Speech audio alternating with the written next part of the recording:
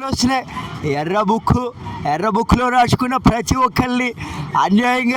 ఒక్కరిని కూడా అన్యాయంగా మా ప్రభుత్వాన్ని అలాగే నిలదొక్కుదామని ఈ యొక్క తెలుగుదేశం ప్రభుత్వం వచ్చింది. మా ప్రభుత్వం పేరు ఏంటి నాయనా? ఏం పేరు? వైసీపీ. సారీ, మర్చిపోయాను. ఎందుకంటే ఈ ప్రభుత్వం తొక్కడం వల్ల మా వైసీపీ ప్రభుత్వం అని పేరు కూడా మర్చిపోయాను. ఈ ఎర్ర బుక్లో రాసుకునే ప్రతి ఒక్క పేర్లు కూడా నేను చాలా ఖండిస్తున్నాను. ఎందుకంటే ప్రతి ఒక్క దొంగన కొడుకుల పేర్లే రాసుకున్నారు. సారీ, అందరూ మంచి వాళ్ళ పేర్లే రాసుకున్నారు.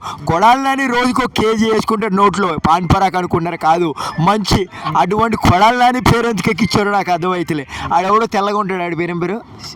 జైల్లో వేశారు కదా నన్న, వంశీరా. సారీ, ఆ వంశీ గారి పేరు కూడా మర్చిపోయిన. ఆడిని ఎందుకు జైల్లో దొబ్బారంటే ఆడు చాలా మంచోడు కాబట్టి దొబ్బారు. నన్ను కూడా దొబ్బుతారు ఇంకొన్ని రోజులు, ఎందుకంటే నేను కూడా మంచోడే కాబట్టి.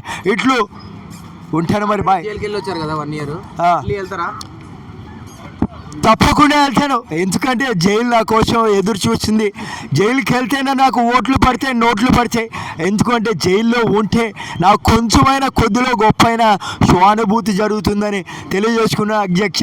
ఒక ముద్దిస్తారా బేట? రైట్, చెప్పు బేట. అదే మళ్ళీ పాదయాత్ర స్టార్ట్ చేస్తున్నారు.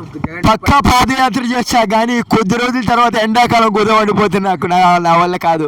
ఎలాగనే చేయను పాదయాత్ర, ఫేక్ పాదయాత్ర అది. Okay, next. జగన్ 2.0 అని మళ్ళీ వస్తున్నాడు. జగన్ 2.0 రాత్రే రోబో 2.0 చూశాను.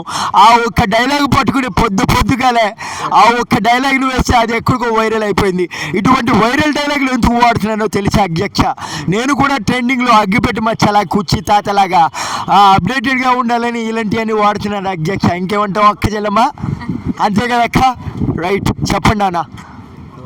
అంతేనా? మూసుకొని పోలా చెక్క. ఉంటా. బాయ్.